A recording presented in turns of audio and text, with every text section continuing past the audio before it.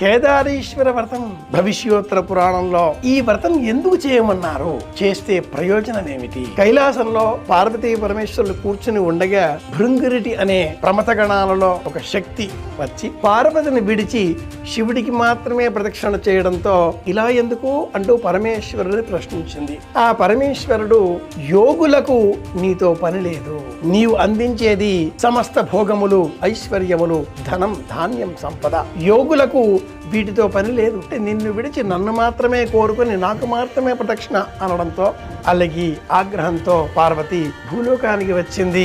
వశిష్ఠ మహర్షి అనుమతితో తపస్సు చేసింది. 21 రోజుల అనంతరం పరమేశ్వరుడు ప్రత్యక్షమై ఆమె కోరికను అనుసరించి తన శరీరంలో సగభాగాన్ని అమ్మకు అందించాడు. అర్ధనారీశ్వర రూపం ధరించాడు. ఈ సందర్భాన్ని పురస్కరించుకొని ఆశ్వేజ బహుళ అమావాస్య నాడు దీపావళి పండుగ హిమవత్ కేదారీశ్వర వ్రతాన్ని ఆచరిస్తుంది.